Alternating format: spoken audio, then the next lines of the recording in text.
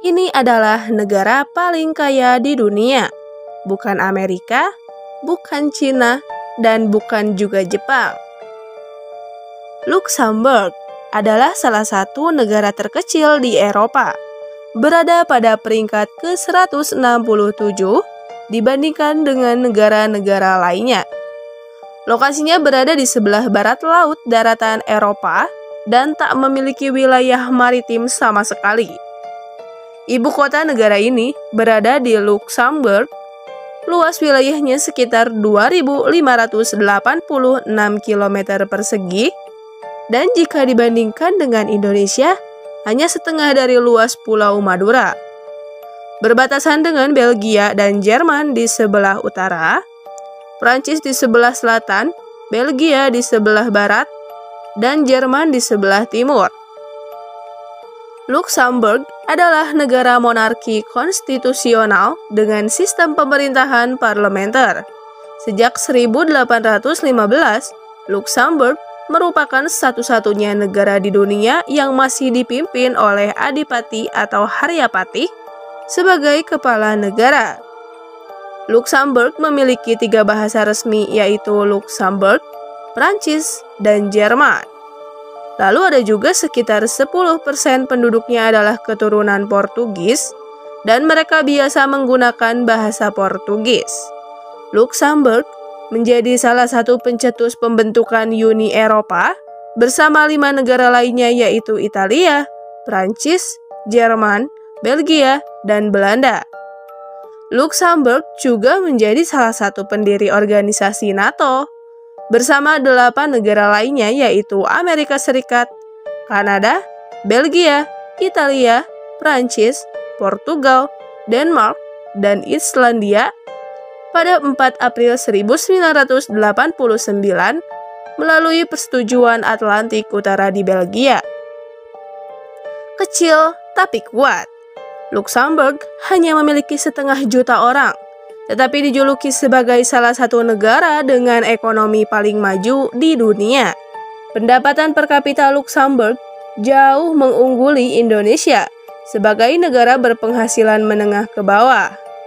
Indonesia hanya berhasil memperoleh pendapatan per kapita 4,8 juta dolar per tahun atau setara dengan 71 juta rupiah. Sementara Luxembourg memiliki PDB per kapita tertinggi di dunia sebesar 118.000 dolar atau sekitar 1,69 miliar rupiah. Dengan rata-rata per kapita yang tinggi dan hanya memiliki sekitar 620.000 penduduk, maka Luxembourg menduduki posisi sebagai negara terkaya di dunia. Memiliki tingkat kepemilikan mobil tertinggi di antara negara-negara anggota Uni Eropa. Bahkan pada 2019 ada 681 mobil penumpang per 1.000 penduduk di negara itu.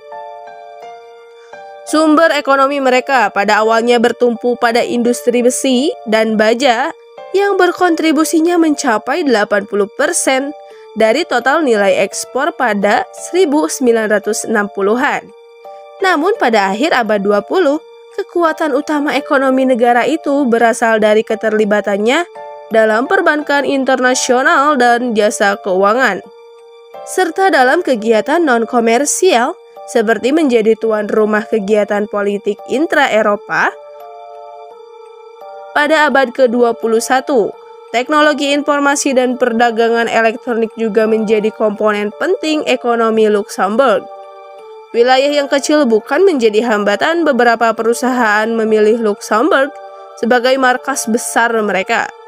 Perusahaan-perusahaan tersebut diantaranya adalah Spotify, Skype, Amazon, Rakuten, Five-Wall, dan Rovi Corporation. Luxembourg menggunakan sebagian besar pendapatannya untuk pembangunan perumahan, dana kesehatan, dan pendidikan bagi masyarakat. Luxembourg juga menjadi negara pertama yang menggratiskan angkutan umum. Pada Maret 2020, Luxembourg menghapuskan ongkos kereta, tram, dan bus bagi warganya. Ketika mengunjungi rumah seorang teman atau kerabat, kewajiban pertama adalah datang tepat waktu. Setiap orang secara otomatis juga akan membawa coklat dan bunga sebagai hadiah ketika bertamu. Keakraban ini sejalan dengan prinsip kebebasan beragama yang dianut di negara tersebut. Dari segi keamanan, Luksemburg merupakan salah satu negara teraman di dunia. Berdasarkan survei PBB, peluang untuk ditembak lebih kecil daripada negara lainnya. Dan menurut survei GIPZ, pada 2017, ibu kota Luksemburg masuk sebagai salah satu kota paling tidak stres sedunia. Luksemburg tak mengekang masyarakatnya untuk memeluk suatu agama tertentu. Mereka mengakui berbagai agama dan mayoritas penduduk di sana beragama Kristen. Hari Nasional Luksemburg dirayakan bersamaan dengan peringatan hari ulang tahun pemimpin negara itu yang bernama Charlotte.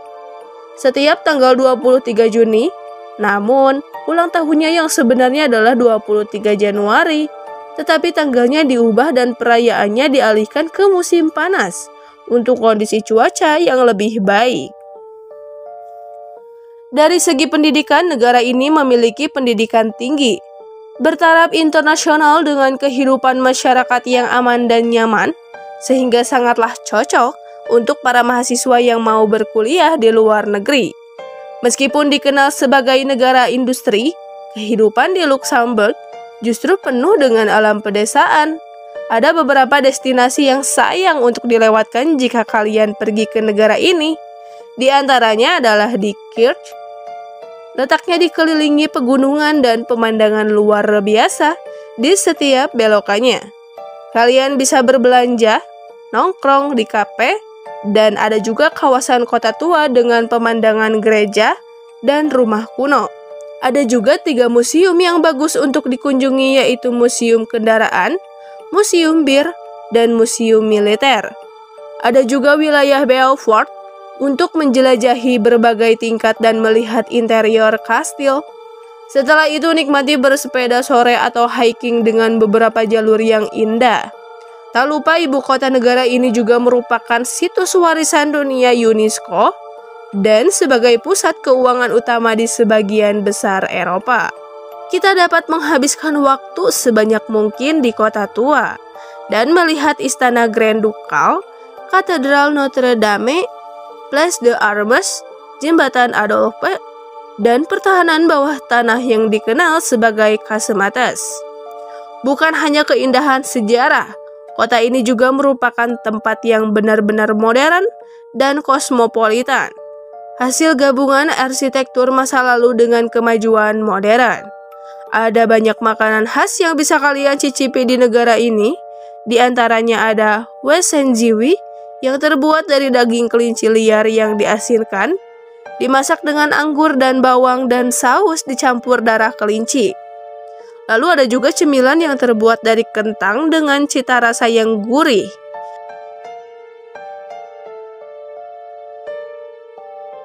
Nah, itulah dia video kita kali ini. Buat kalian yang punya saran video apa selanjutnya, jangan lupa komen di bawah.